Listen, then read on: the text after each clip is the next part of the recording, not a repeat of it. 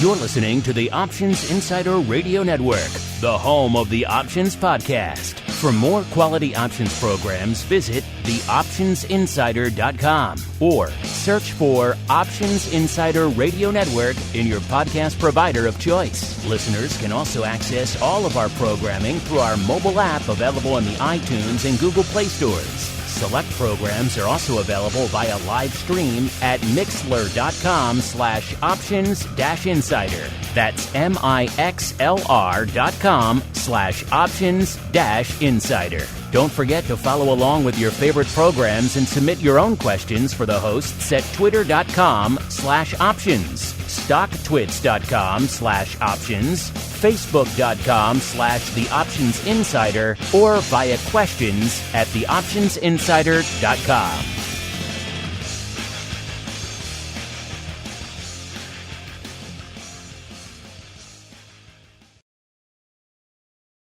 Welcome to Volatility Views, the premier program for volatility traders. Each week, we'll take a deep dive into the world of volatility with in-depth analysis, trading activity reviews, strategy breakdowns, cutting-edge education, and much more. We'll also bring you exclusive conversations with the traders, researchers, and asset managers who are reshaping the volatility landscape. If it involves volatility, then you'll find it on Volatility Views.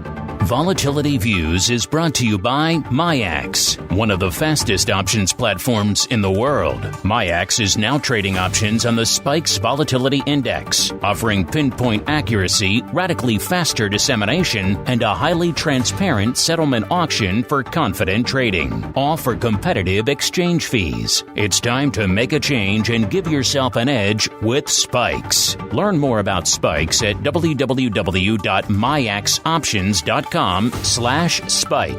Options involve risk and are not suitable for all investors. The statements made are provided for informational purposes only and should not be relied on for financial or legal advice.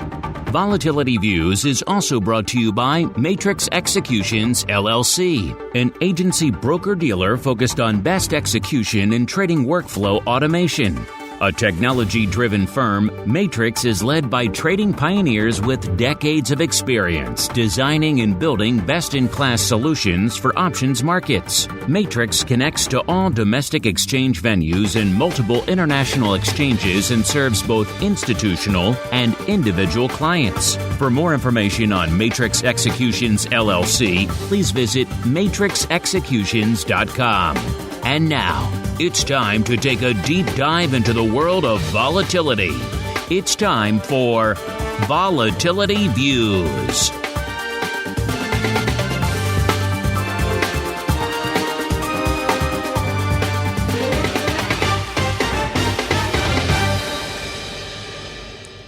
All right, everybody. That music means it is time once again for Volatility Views, the premier program for volatility traders. My name is Mark Longo from theoptionsinsider.com, as well as, of course, from the ever-compelling, at least we tend to think so around these parts, Options Insider Radio Network. Still coming at you here from the Southern Studio, a different, dare I say it, adjacent Southern Studio, but the show must go on. The content keeps flowing. Of course, you guys know if you're listening on the on-demand front, all we ask that you keep rating and reviewing. It does help the literal legion of new people who continue to discover the network and the content month after month, coming off the hottest month in the history of the network. So that's saying a lot. We've been around for a while. So you want to keep that flow going. If you like what you hear, keep rating and reviewing on whatever platform you get it on under the sun.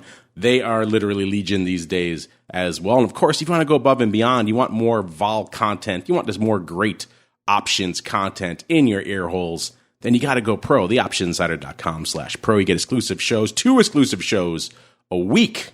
On top of that, you get access to whatever live show floats your boat throughout the week. You can get all of them if you are so inclined. And of course, great giveaways. Just gave away the June Pro Trading Crate. July coming up not that long from now. So get your hat, I should say, get your name in the hat. I never can say that right. Get your name in the hat for the July Pro Trading Crate. Each one is unique. Each one is awesome. I could see all the stuff there in the studio, just piled high, waiting to go out to all of our members. So theoptionsinsider.com/pro, or for you cool cats, patreon.com/secret club. And let's see what cool cats are joining us today. We actually have the double threat, the dynamic duo of the Northeastern Volatility Corridor there, starting all the way there on the shores of Maine. We are joined once again by the rockingest of lobsters, Mr. Andrew Giovinazzi from OptionPit.com. Mr. G, welcome back to the show. How go things on the dark and stormy shores, sir? It is sunny and beautiful. Sunny and beautiful. Lies. We don't believe you. No one believes you. And I will say, now everybody talks options and blah, blah, blah, blah, blah, blah, blah. However, how many option podcasts where two market makers trade in the same pit for years, and said benevolent dictator of show was a market maker for many years, and we all have somehow evolved into our current state. Happy, not on the floor. I think we all wish we were still back trading, to be honest, like throwing paper around. I still wish it was like that. However, I am happy with my relatively sedate lifestyle in Maine. But I defy anybody to come up with a show with that kind of experience. The pedigree. Just, there's a reason why we call it the Options Insider Radio Network. We didn't just come up with that name on a whim. That was kind of the origins of the network way back. There was thinking. Yes, there was some thinking. I will say also, I don't really miss being surrounded by gaseous, sweaty men all day. I can do without that part of the trading floor experience, but maybe there are some other parts that were kind of fun. But yeah, there definitely were some highs and some lows to that experience, listeners. So if you missed out on that portion of the career, you missed on some cool things, but also you didn't miss on some other things that were less than fun. Let's go out now to the other part of the Northeastern Volatility Corridor. We're going over one state, listeners, to New Hampshire, where we are joined from his own bustling compound, which is being upgraded and updated as we speak. They're building new machine gun towers, I believe, over there in the AMBERSON compound, because we are joined once again by Mr. Matt Amberson, the founder over there at ORATS, a.k.a. Options Research and Technology Services, a.k.a. the Oracle of New Hampshire. Mr. Matt, welcome back to Volatility Views, sir. Thank you. I have a full house of builders, and they've gone silent for the podcast. So they're taking their lunch a little late, and it's like Andrew, we're not too far away. A beautiful day here. We're going surfing with the family after this podcast. So, Andrew and I stood next to each other, and you said smelly men. Our pit actually had probably the best or the most percentage of women in it. So we had men and women in our. You had one. You had one. That was a big percentage back then. We had two. Oh wow, that is a lot. Well, 2 of 10. Yes, that's a huge percentage back then. Yeah. Yes, definitely. So there we go, listeners. Gender equity affirmed as we keep on rolling right on into the Volatility Review.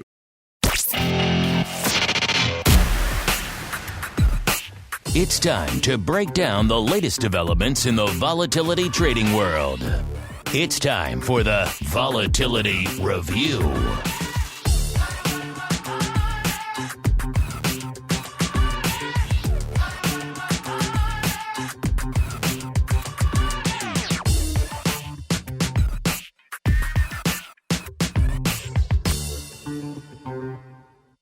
All right, everybody, welcome to the Vol Review, the portion of the show where we break down the week that was and indeed still is.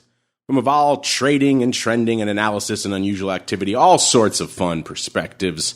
Maybe a little bit less fun on the screens this week if you're one of the perma-bulls in residence out there like our beloved Uncle Mike, because the bull that was pretty much had the bit in its teeth for most of the week, taking a break here to end the week. Most of the major indices firmly in the red. The S&P off nearly a full percent, about a little over 0.9%. So shy again of that 4,000 level. We were north of it ever so briefly this morning. Looks like we got up to about 4,005 before the bears decided, nope, we can't be back up here, and took us back down below the 4,000 handle. The NASDAQ really feeling its oats to the dark side, off 1.86% right now, so closing in on 2%. The Dow is the laggard, off about 1/3%. All this means our vol friends are still down from last week. because after all, we were rallying for most of the week, listeners. But they are down a little bit less than they were this morning, shall we say. So kicking off the show, we had spikes at about a 23.10. That puts it down about 2/3 of a point from where it was this time last week. We have VIX cash at about a 23.30. When we commenced operations, that's down about 1.25 points from where it was on last week's show. VVIX, so the vol of vol, getting back farther away from the triple digits, a level back down to about an 85 and change. That's down about 3, almost 3.5 handles from where it was this time last week. Our old friend, the Viking, aka V-Spikes, back down to a 98, which is once again pretty much back where it was just a couple of weeks ago. It was up 8 points last week and now back down 8 points again this week. So we are back threatening new lows again in the V-Spikes. Not quite there, but pretty darn close for a new low for V-Spikes. So a lot of table setting. Let's go around the horn. Let's start in the land of the MIAX hot seat. We'll get to all the earnings fun in a second, Mr. Max. I know we have a lot to dive into there. But before we get there, there's a lot to parse in the broad macro vol world as well. What is lighting up your tape in the vol market this week, sir? Well, thinking back to the floor, this would have been a very busy day for us. It's expiration day. And $1.9 trillion of option expiration is happening today, according to Alan Jacobson, as you know, fondly shared that. And yeah, it's been quite a day. Bounced up to 4,000. Wow, yeah, and now it's down 1%. It's my indicators are still a little bullish. What's kind of funny is the VIX term structure is pretty much in contango, but the contango of the SPY and SPX isn't quite as much. Maybe Andrew could explain why that is sometimes. But so contango is kind of the bearish signal, and my forward volatility relationships is a bullish signal, and the falling vol in the S&P complex is bullish. So the signals worked pretty nicely this time around when we had a violent sell-off, and then we recovered. Especially the signals came in, so it's been working pretty nicely. I still. I don't know if in the advisors options, the contango led, and now it's actually getting a little bearish. So I hope that's either way, it looks most of my signals are bullish, but that's a little bearish on the market, Mark. Yeah, I was going to say you were kind of early on the calling the recovery tip. Back when, to your credit, back down when we first kind of flirted with that 3660 level or so. We obviously have rebounded from there. We are back north, flirting with a little bit below now that 4,000 level. So it sounds like you're still feeling bullish, but not quite as enthusiastic as you were, let's say, a few hundred points ago, Matt. Yeah, so I mean, they have worked pretty well. I have some of my notes here from all the shows that we've had, and it looks like we were getting bullish at a good time. It's hard to be bullish. There's so much negative out there, in the talking heads land. But if you just look, it's just always taught me to look at the numbers. I remember when I was learning to trade, my the apprentice system that we had. He goes, "What are you doing with that?" I had a Wall Street Journal. He goes, "Never read anything. Just watch the market." So if you look at the signals, contango's, I'm mildly bullish, I would say, right now, Mark, still. It's funny you should say that, because when I first walked on the floor of the SIBO and they stuck me in the IBM pit to clerk, and I thought, okay, IBM, so you guys must follow all the analysts, you do all the research, look at all this, and they all just looked at me and laughed. They're like, what are you smoking, kid? No, we don't care about any of that crap. And I was like, how can you make market on a stock without even knowing any of that stuff? And it quickly became apparent that was all noise. But yeah, interesting stuff, how we all have the same lessons reinforced in different ways, sometimes with beatings, like in the case of the Rock Lobster. Mr. Rock Lobster, if you've recovered from your corporal punishment days, sir, what's lighting up your tape in the vol market this week, sir? Yeah, it was interesting what Matt said about the contango. I think kind of the monkey in the in the works, the wrench in the monkey works, whatever. You've got the Fed on the 27th, and then you won't see a Fed announcement until September, I believe. So I think that is kind of one of the reasons why you get the forward vol, the VIX curve is looking a little different than because you have this kind of short weekly anomaly from the Fed. I don't know what they're going to say. I mean, the market assumes right now 75 basis points is at least 100%, or probability is very high, and then 100 basis points is a potential. So I think that's part of it. And then normally when you see like the kind of steep contango, it's just the front end of vol, like forward vol is very high. So that means like the front end vol expectation is just lower, implied vol is lower, which people think we're not moving as much. So I think that's kind of what we're getting. It's like, okay, we were 3,700, now we're 4,000. All right. So that was a pretty fast 300 points SPX. What is that? 7% or 8% or something like that. So pretty solid rally from the bottom. Then where do you go? Like I think the biggest problem is the reason to rally. Now we're starting to get, I think, some sort of odd détente in Russia. And I think that has been a big contributor to vol coming down this week. I think they're releasing some grain. So, of course, we avert the global food crisis.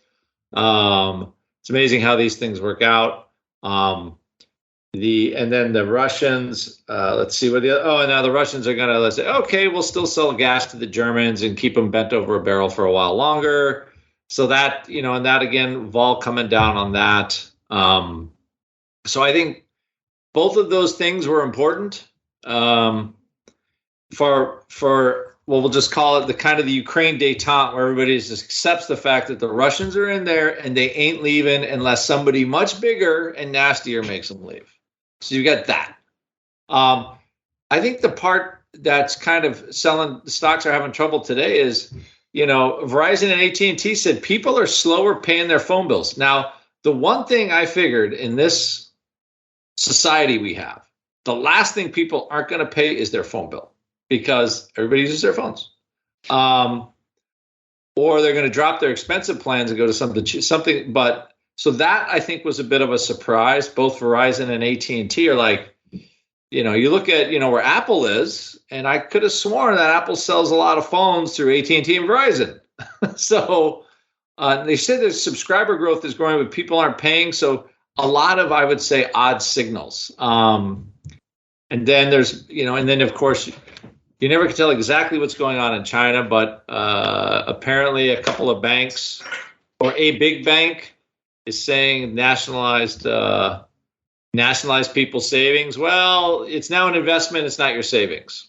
Okay, well that sounded like our our savings and loan crisis 30 years ago, except people didn't quite know that their savings were being used as a piggy bank by Charles Keating and that group. But so you have some good news and bad news. So generally you get good and bad news. Vol should be coming in. I think that explains the VIX curve a little bit.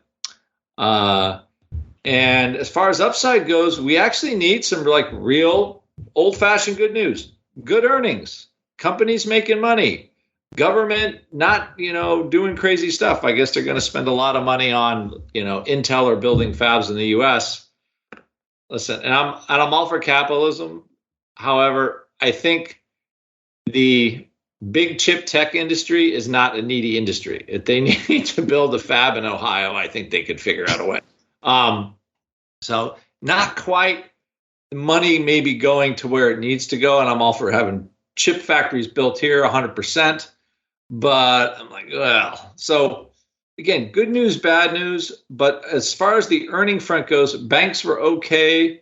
I think people are expecting pretty good earnings out of energy and commodities still. But tech, which had a pretty solid rally off the bottom, as Matt had noted, it's not like they're bringing so far, the little canary in the coal mine, like Snap, down, 20%, 25% or more. We'll talk about that on options oddities later. But Like these are none of these numbers are really good when they're seeing such a huge slowdown, right? So in advertising spending. So this is very much okay. Here's 4,000 again. It feels like in honor of Top Gun. This is the hard deck, but it's on the top, right? Like the hard deck can't go down, and I think 4,000 is it's feeling like that big round number that until some news gets good again, like real positive earnings growth. Trying to get past, see what these, higher interest rates doing, how the housing market's doing. I think we're going to have a lot of kind of bouncing back and forth. But I believe that's, and I think the volatility is sort of showing that. So we don't have that short-term vol is not near as much as it was. Although, and I wonder if Russell, if he's listening to the show, but I did see like 30-day realized vol was over 30% for 2 months. And the only times before in the last 15 or 20 years that's happened was great financial crisis, euro going to zero, and we're all going to die in COVID. Those were the times when realized vol was that high in the SPX, which were pretty big problems, as I recall. And us raising interest rates basically got to that level. So I was surprised by that. I was also like, wow, why do my VIX puts keep going out worthless? Because realized vol is 30 in the SPX, so you're not making a whole lot of money on your 25s. So once I had that startling revelation, I stopped buying them. But now there is some, volatility is coming down a little bit. So I think there's a shot. There's definitely more of a shot for vol puts to pay at this point. But anyway, that's my breakdown on what we have. But I mean, I could see us in this 3,700, 4,000 range for a while. I think we need some real honest to goodness, like hard, positive economic numbers to get us kicked over the top. Stay there. You know what is over the top right now as we speak? It is earnings season. There's a reason why we have the Oracle of New Hampshire joining us on the show this week, listeners. It is the kickoff pretty much of earnings season. A lot of big names are popping off right now. So we're going to skip ahead. We're going to dive right in right now to some of the hot earnings vol because this has been a big week. Monday, we had IBM, Goldman, Bank of America, and good old Chuck Schwab. Tuesday, J&J. Ally, our friends over there at Ally on OPR, Hasbro, Netflix, IB. Wednesday, we had Abbott Labs, NASDAQ, Alcoa. Used to be the big dog that kind of kicked off earnings season. These days, not so much. Tesla, a name one or two of you may have heard of. United Airlines. Yesterday, we had AT&T, American Airlines, Snap. Maybe we'll get into them a little bit later on options oddities. We talked about them on the Odd Block yesterday, and intriguing things afoot. Let me just put it that way.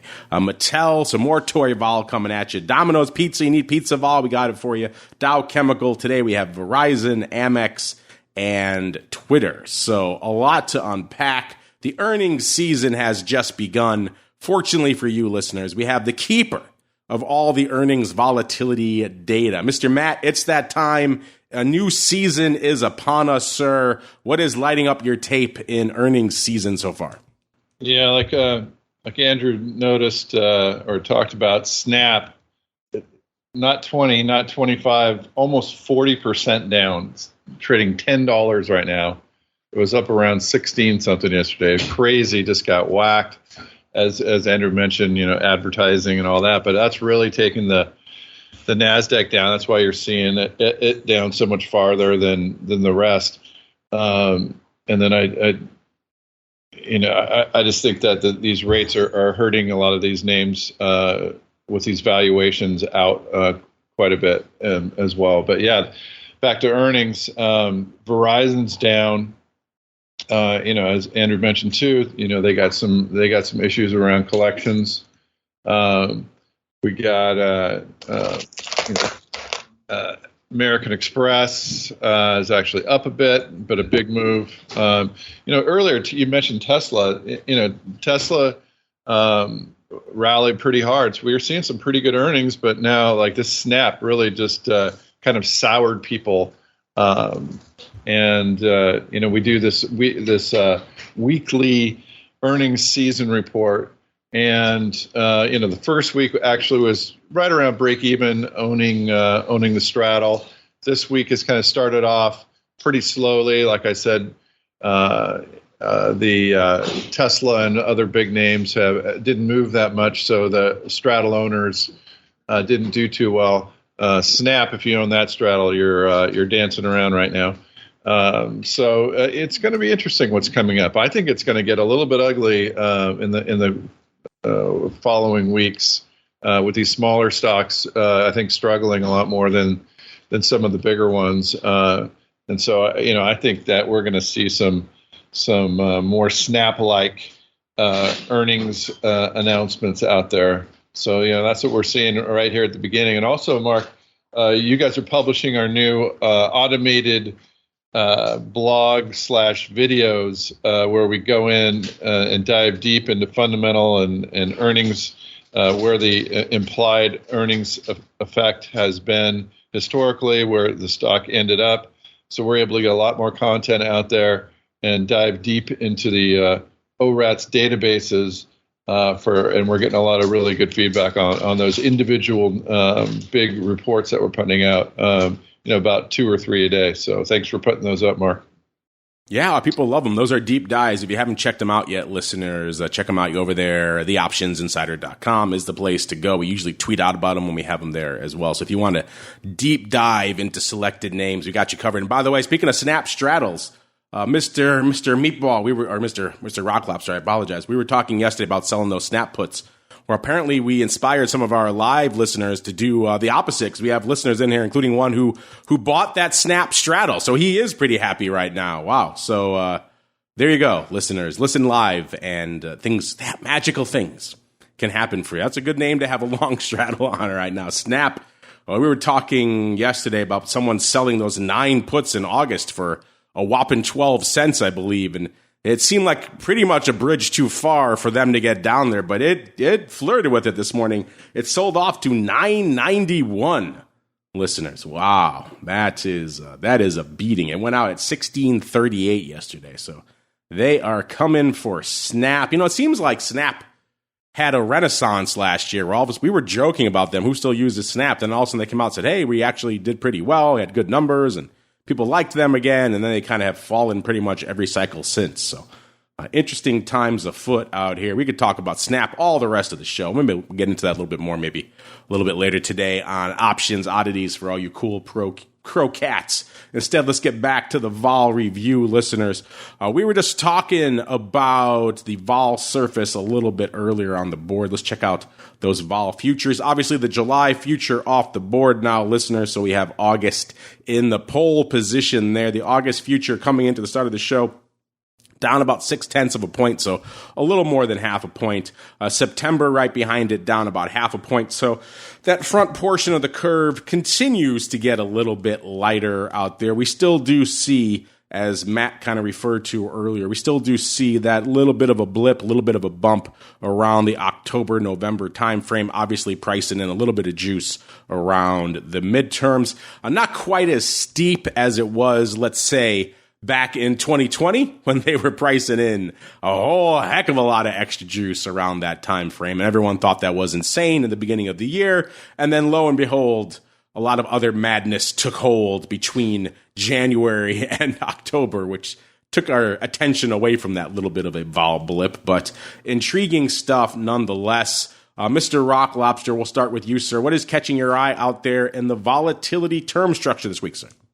Well, as option pit follows, we have kind of a theoretical value for volatility for the VIX futures over cash, just based on observation. So, where we are, and it's based on date. So how much are the futures over cash normally when we basically what is kind of an average forward value for the market, forward vol for the period of time, and then how the futures are priced, basically, and when are we deviating from that number? And as of right now, based on where VIX is and the August, Sep, and Oct, like future prices are relatively high, which, when you think about it, okay, futures decay down to the cash, so, that should be bad for VXX and UVXY. And it does imply a lot of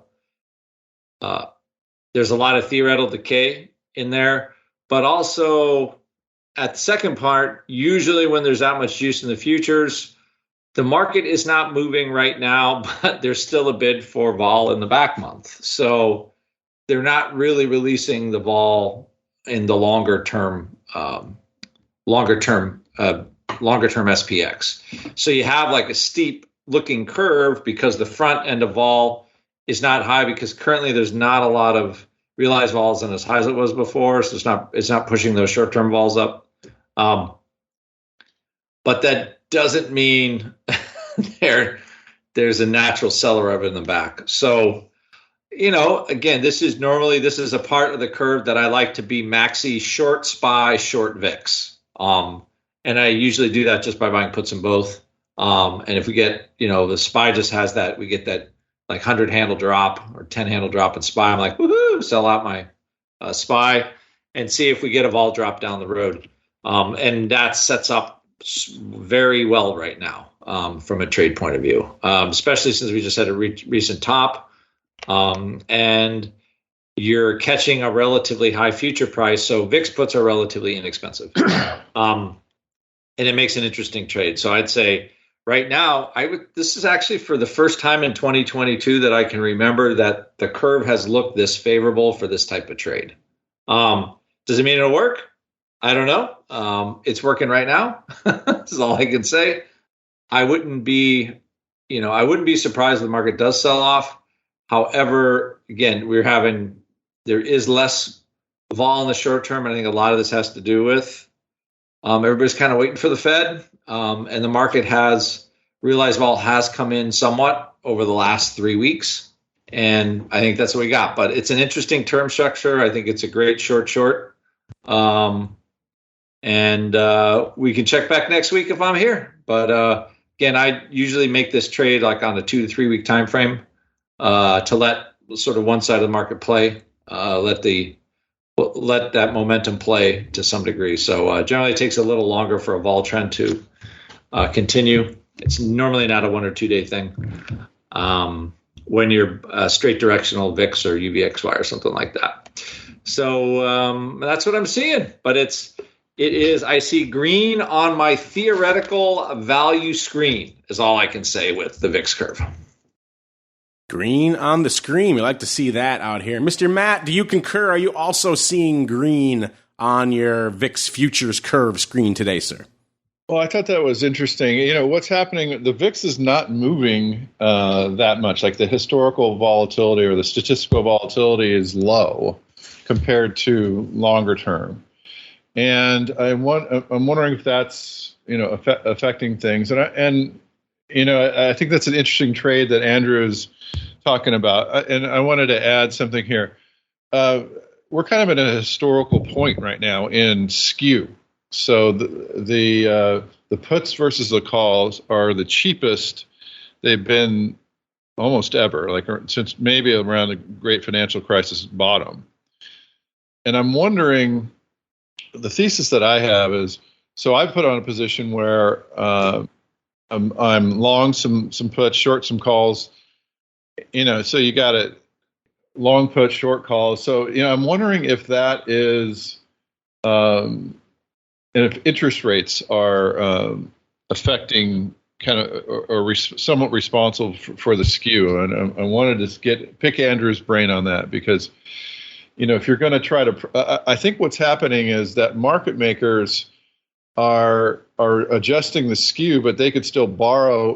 Their banks are giving them pretty good interest rates, but people out there think that interest rates are going to go up, and I think they're putting positions on in the market to effectuate that. So I don't know if that's if anything that you've been following or not, but Andrew always has some good insights on the skew trade. I think the skew is as low as we've seen it. It's come up in recent days, but wondered if you had any thoughts on that, Mark. Mr. Rock Lobster, any thoughts on the skew and the impact of rates, sir? All right, that's I would have to say, like off the top of my head. So you would think that folks would like to be, short basket for interest rate and then short puts to with interest rates going up, and then that would make them some more dough. Maybe that presses put values down somewhat. That's the only thing I could think, like how interest rates would. I mean, maybe somebody else has a better connection than that. I think the biggest problem with skew historical is we're in the danger zone for, it just felt normal for 5 months. You have you're in the high quartile of volatility for an extended period of time. And, how much do you want to pay for the 3,000 put? if at the money vol was already 24, 25 or something, or, it's after a while, like if you're not getting down there, it's hard for skew to pick up, right? Because, anyway, I learned that in the SPX, the skew is always pricing the next move, right? It's like Gretzky, right? You don't skate to where the puck is, you skate to where the puck is going to be. And I've always viewed skew as a reflection of the next move, or how happy the market is with the at the money vol at the time. And skew kind of adjusts around that. Or it seems to be, that's always what I observe position wise. And right now, if you're at, the 30-day straddle is $225 or $200, $220, and that's 3,800, 4,200 SPX. And you're okay, like how much more do you need to add to that? Because we've tried 3,700 several times, right? I think 3 times we took a bite of the apple down there, and we didn't really break through it. So by nature, you would think there'd be less demand. Just nobody wants to buy those puts, basically. And there's already enough vol at the money where, the liquidity provider can manage it's a manageable position. So there's not a bite. Now with, the fact that we did trade 4,000, there's a little bit of interest that we come out of this as the market looks at the second half of the year and, maybe change in the house and all that kind of stuff. So you could have, there's a rationale for skew being where it is, where puts are relatively cheap to calls. But I think the carry trade you're making, right, is because it's forcing you to buy underlying and then buy put, sell, call, which is the expensive way to do it, right? Because if you're being charged interest, that trade is going to become more expensive. So, and it looks like more people would rather have the short basket and the short vol trade as an interest driving thing. So that would be my observation there. Yeah. Well, good points. Thanks. Yeah, I get it. Like if the vol is too high, I mean, how much are you going to pay for those puts, right? So, but if the vol comes down a little bit, I think in your Vega neutral, but your long skew, I think that could work out. But then again, if the rates go up, that's going to hurt my position. So I get it. Thanks, Andrew. Let's see what we can find out here in the realm of vol options. I have bad news for all of you fans of the July pars, the July 100s in spikes. Those are now gone, listeners. And I think we can all safely infer that they did not work out too well. The July 100s, all of you folks who were tracking that position, they are now gone, have moved on the way of the dodo, listeners. In their place, we now just have the comparatively reasonable and, quite frankly, far less fun August 30s. Nowhere near as sexy or as outrageous as the July pars. Maybe our friend in the July pars will come back in August. We shall find out. Instead, we'll keep on rolling out to VIX land today. VIX, kind of light given what we're seeing on the major index screens today. Only 222,000, so even struggling to get to 250,000. That also explains why the ADV is trending lower yet again. It's down another 24,000 contracts this week to 455,000 contracts. We'll get to the action this week, what there was of it in a little bit. First, let's break down the top positions. What are the size open positions in VIX land right now? Let's find out together, shall we, listeners? Number 10, it is the AUG 23 puts. By the way, looking at it right now, once again, we are 90-10 calls over puts in the top 10. That is interesting. We've been hanging out in that level for the last couple of weeks, but before that, it's been a while since we've seen that level of just call dominance in the top 10, which is strange to say about VIX, because VIX traditionally has been a call-dominated product, but we all know post-pandemic, everything is on its head, and VIX is in that category as well. Right now, kind of trading like old-school VIX, 90-10. Calls over puts, at least in the top 10, listeners. So read into that what you will. And number 10 is our first and only put in the top 10 this week, 132,000 of the AUG 23 puts. And then that's it. That's it for puts for the rest of the top 10. That is interesting. Number 9, listeners, $1.40 of the SEP 50s. Buckle in. We got a few of these, shall we say, optimistic strikes in store for us. Number 8, $1.44 of the AUG 75s. You got to love that 75 strike. Someone out there does. Number 7, $1.53 of the comparatively reasonable AUG 35s. That's about as reasonable as we get today, listeners. Number 6, 153,000 as well of the SEP 75. So you got to have a 75 in every month. Number 5, 159,000 of the NOV 80s.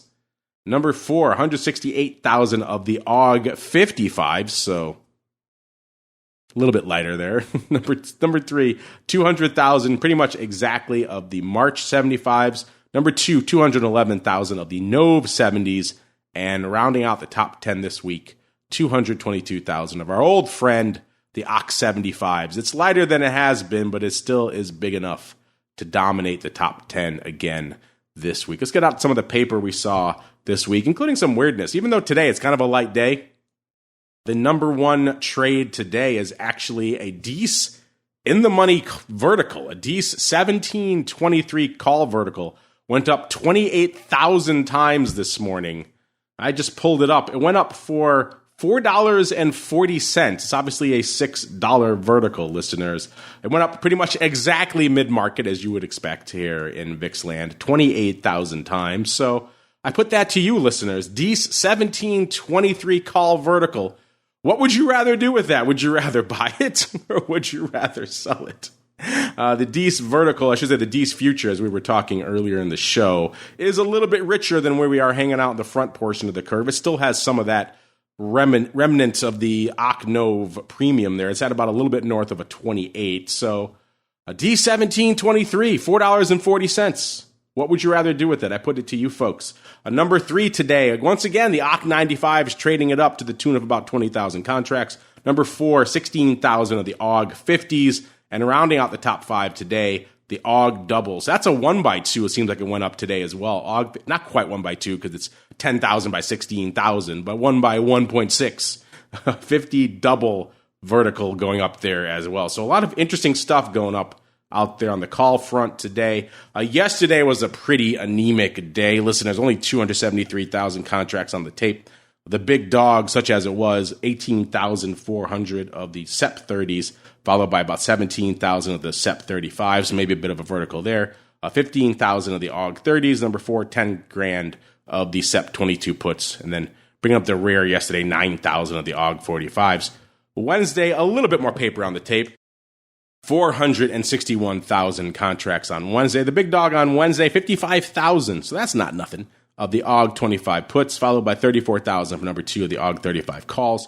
Number 3, 20K of the AUG 22 puts. Number 4, 20K as well of the AUG 28 puts. And bringing up the rear on Wednesday, 18,500 of the AUG Thursdays. I'm looking at the AUG 30s for 18,500 of those. Tuesday, another light day, 375,000. You're starting to understand why the ADB continues to trend down, listeners. The big dog on Tuesday, 34,000 of the July 26 puts, followed by 16,000 for number 2 of the July 24 puts. Number 3, 16,000 as well, the July 25 puts. Number 4, 15,000 of the July 25 calls. And rounding out the top 5 on a pretty light day, 15,000 of the AUG 21 puts. A Monday so far is wearing the crown. Doesn't seem like today is going to beat it. 531,000 contracts on the tape for Monday. The big dog on Monday looks like a risk reversal. The SEP 2250 risk reversal went up 83,000 by about 82,000 times out there, listeners. So that's accounting for the lion's share of the volume out there on Monday. Number 3 is a distant number 3, only 22,000 of the July 24 puts, followed by 19,000 of the July 32 halves and 18,000 of the July 25. So kind of a light week, Mr. Rock Lobster, but some interesting trades afoot, including what are your thoughts on that pretty sizable, looks like a risk reversal, SEP 2250 on Monday, and this equally interesting / head scratching in the money Dees call vertical, the 1723 going up today 28,000 times for $4.40. Oh my gosh.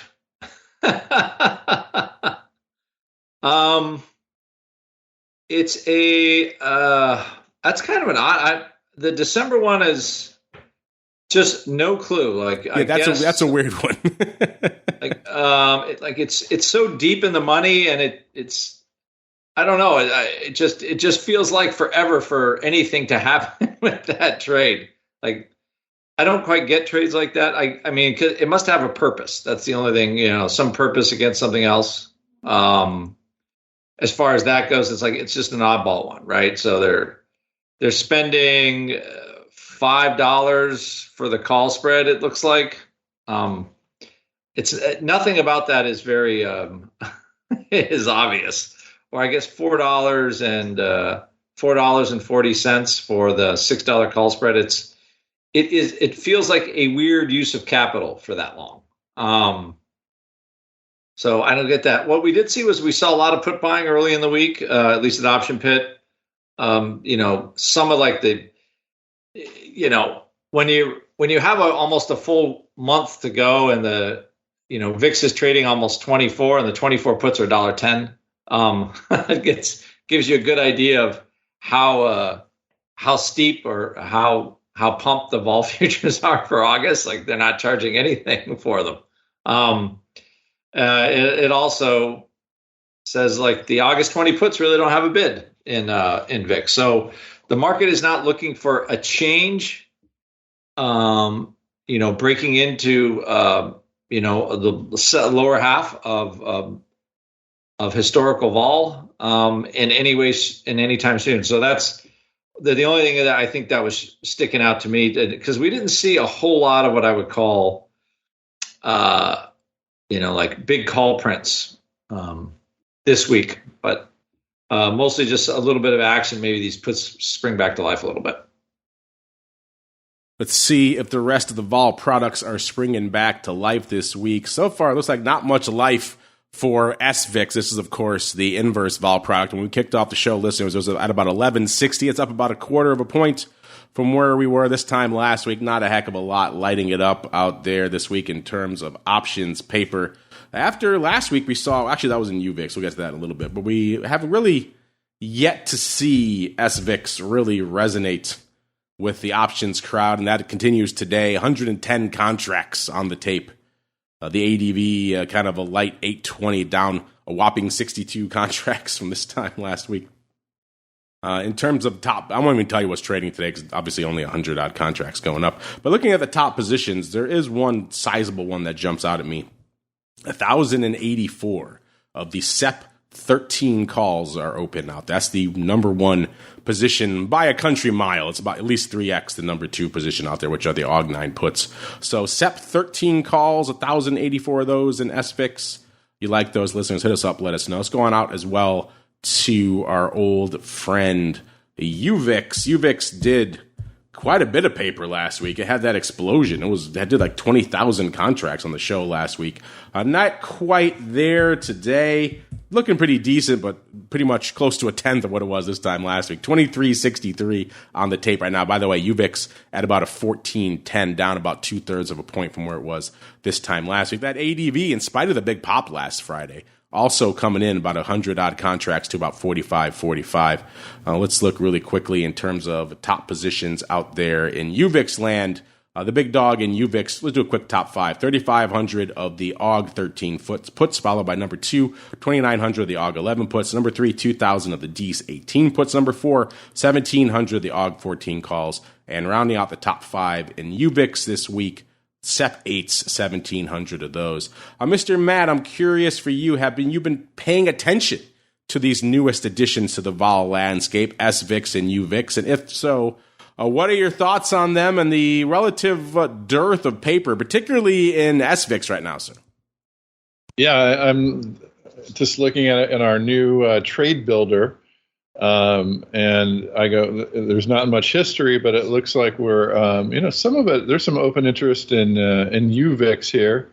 That OI of the August 13 put. So I'm going to have to look a little bit closer at these. I like these types of trades. I was dabbling. I know I just lost a few of the July pars and VIX, but I still have my Dece pars on.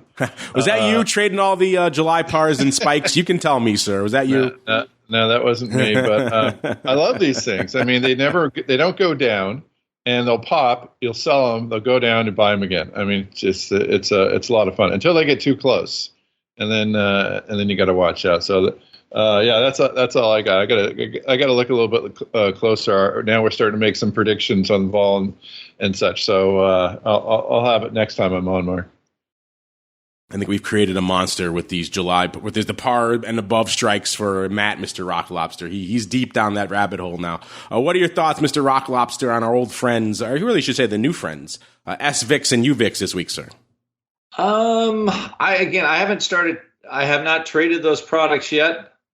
The only real vol product I'm trading is UVXY and then VIX, just because it's reliable. I haven't delved into the spikes yet, but I mean, UVIX is, at least they're kind of performing how they're supposed to, right? Which is nice. And there is a little bit of a bid today for UVIX. Again, like most of these things, I just watch them for a while and see how they trade and see if the liquidity is good enough. And also, the UVIX doesn't really have the weeklies yet, which does provide a little bit more flexibility for stuff. So until I see some of that action, I would be sitting it out. But they are picking up some volume. I mean, they're trading about a couple 3, 4, 5,000 contracts a day, it looks like. So it looks like they will garner a little activity and interest. Let's see if our old friend VXX is garnering any activity or interest. The ADV is still trending down, as you would expect. It's down another 3,000 to 64,000. Now, how low can it go? At a certain point, it has to go up, right? And today, we're doing more than that, so maybe it will start trending in the other direction. 75,000 contracts on the tape for VXX today. By the way, VXX, 2130, up 0.6 of a point from last week. So once again, VXX continues to do its own thing, regardless of what is going on with the rest of the market. In terms of top positions, it is still all puts all the time. The big dog by a country mile out here as well is the AD. Top trades today, what's lighting it up? We got the July expiring next week, 12 calls doing 24,000, and the July expiring today, 12 calls doing 23,000. So maybe a bit of a roll going up out there, but either way, both those strikes pretty active. Mr. Rock Lobster, anything catching your eye out there in all things VXX or UVXY before we get dangerous with the crystal ball, sir? UVXY has more theoretical decay now than it has, I think, all year, about 50 cents a week. So both those products are VXX and UVXY right now running about the same, about $10, 10 cents a day. So they make a much very interesting products. At least UVXY is. VXX is still, because Barclays broke it. I have no interest in trading it anymore. They're a bunch of scumbags for not running the product correctly. But UVXY still kind of does what it's supposed to do. Predictably crappy, but twice as bad, which is good. But and I'm waiting for it to split, to be quite honest, doing the 10-for-1 split or 5-for-1 or 6-for-1. It's got to be coming down the road here soon. You know, it is coming down the road, though, listeners. It's the crystal ball, so let's get to it. It's time to peer into the future and reveal what the volatility gods hold in store. It's time to look into the crystal ball. All right, listeners, as they say, let's get dangerous. It's that portion of the show, listeners. And coming into the end of the program, we have spikes at a 23.41. We have VIX at about a 23.48. So both of them are hanging out pretty close to that 23.5 level. And in terms of where we were from our crystal ball perspective, There we go. Last week, it was myself, the Meatball, and Matt McFarland from MIAX. The Meatball with his palindromic guess, his 23.32 is actually 23.41. That puts him within a tenth of a point for Spike. So I will give it to him. I will give him a bullseye for that one. There we go. Finally, another bullseye for on the tape. I've got a few this year, but none for the Meatball so far. I don't think any for the Rock Lobster either. So his palindromic ridiculous guess got him a bullseye. So there you go. I was at 24 double, so I was a little bit farther away on both. I was about a point or so away, a little bit less. And when we had Matt was at a 21.75, he was feeling a lot less vol. Didn't quite get there today. So there you go. Congratulations to the Meatball, a rare bullseye out there. Nichols, you scumbagged me last week, so unfortunately no winner chicken dinner for you. Options Queen, 23.5, not looking bad out there. In fact, 23.41. Might have to send a prize to the Queen. She was pretty prescient earlier in the year. It's kind of fallen off a little bit, but now it looks like maybe she's making a comeback. So congratulations to you, Miss Queen. We have your info. Our producers will be sending you something fun post haste. All right, let's go around the horn now.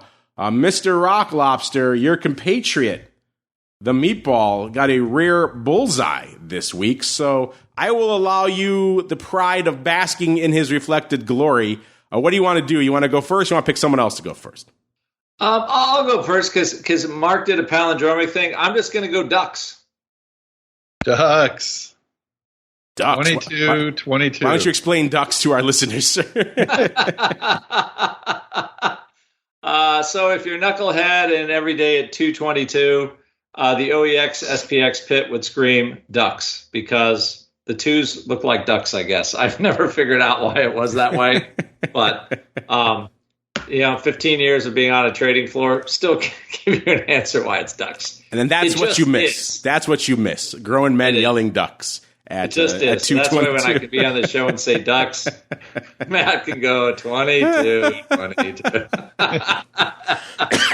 There is no doubt what that number is. It is actually so good. I'm saying we're going to hit it on the nail. Wow. For next. All right. He's not messing around. He wants an exact bullseye next week. Mr. Matt, how can you one up that, sir? Well, it's the Ducks date today. It's 7/22/22. It is. So that's prescient. So I'm going to go lower. I'm going 21.33. I think we're going to rally a bit, and I think ball's going to come down. I think we could even touch 19. Wow! Break back into the teens, says Mr. Dude, Matt. if we touch 19 next week, I'm happy to give you. I'm happy to give you my crystal ball, Matt. I will present it to you post haste. All right. Well, I'm going to write that. 21.33. We got a whopping 22.22, I should say, for the Rock Lobster. That's a fair amount of vol coming off the tape here. I kind of don't mind. I don't like doing this, but I kind of don't mind where we are again this week. So I'm going to say right around 23.45. So that's actually kind of interesting market. We have 21.33 on the dark side for Mr. Matt, 22.22 in the middle for Mr. Rock Lobster, and me bringing up the top side, which is, of course, the correct side at 23.45. All right, listeners, unfortunately, that music means we have come to the end of another volatility journey. Oh, what a journey it was. Earnings, vol, all the vol products you could shake a stick at. And then, of course, for your trading, education, and entertainment, we threw ourselves upon the volatility pyre once again in the Crystal Ball segment. But before we go, Mr. Matt, so you guys are always cooking up cool new stuff. If folks want to check it out over there in the land of ORATs, where should they go? What should they do? Yeah, orats.com. We've had more signups. You guys have been busy. We've been busy too. Great. We had a great new dashboard. You could see all this stuff in living color. And we're coming out with a killer thing for developers, an API, a 1-minute API where you could pull in anything. We've done this incredible performant database. So for the quant geeks out there, we're going to have some great availability. Just come to orats.com or hit me up, Matt at orats, M-A-T-T at orasd.com. Matt at orats.com. Give him a follow on the old Twitters as well. It's a very memorable handle, at Option Rats. You can't forget that one. Listeners, our chat's talking about ducks. They say they know it from poker. They're all awash in ducks now. See what you've done, Mr. Rock Lobster. If folks want to reach out to you to discuss all things ducks, where should they go? What should they do, Mr. Rock Lobster? Oh, you go to optionpit.com, 888-TRADE01, ask for Ted. If you heard said show, if you heard Vol Views, Options Oddities, anything, you get 10% off. Just mention that you heard the show on any product we have at Option Pit. There you go. OptionPit.com is the place to go. And you guys know where to go to learn more about all things spikes. MIAXoptions.com/spikes. It's a pretty cool place to go. A lot of great data, historical, new breaking news about spikes, and a new front end coming over there. Pretty much could be up as we speak. I'll have to go check for myself and see, but they're talking about making some cool new tweaks and updates to that one, so stay tuned for that. MIAXoptions.com/spikes is the place to go. We got to get on out of here. For those of you on the on-demand side, that will conclude your broadcast week with us. We appreciate you joining us throughout the week. For all of you cool cats in the secret club, stay tuned. We'll be back in a little bit to discuss the mad world of unusual activity on Options Oddities. If you want to get in on that fun, listeners, theoptionsinsider.com/pro or /secret club is the place to go to get in on that action. Otherwise, we'll see you back here next week for all of our goodness, all the way through to another Friday, another episode of Volatility Views. Stay safe out there, everybody. Volatility Views is brought to you by MIAX, one of the fastest, most efficient trading platforms in the world.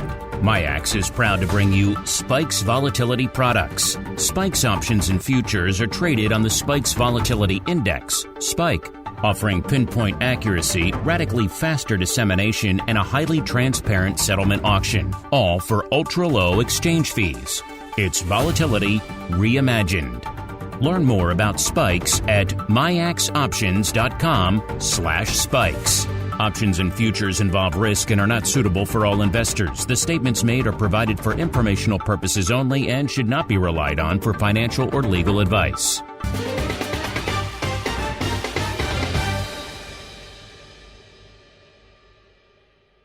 You're listening to the Options Insider Radio Network, the home of the Options Podcast. For more quality options programs, visit theoptionsinsider.com or search for Options Insider Radio Network in your podcast provider of choice. Listeners can also access all of our programming through our mobile app available in the iTunes and Google Play stores. Select programs are also available via live stream at mixlr.com/options-insider. That's mixlr.com/options-insider. Don't forget to follow along with your favorite programs and submit your own questions for the hosts at twitter.com/options, stocktwits.com/options, facebook.com/theoptionsinsider, or via questions at theoptionsinsider.com.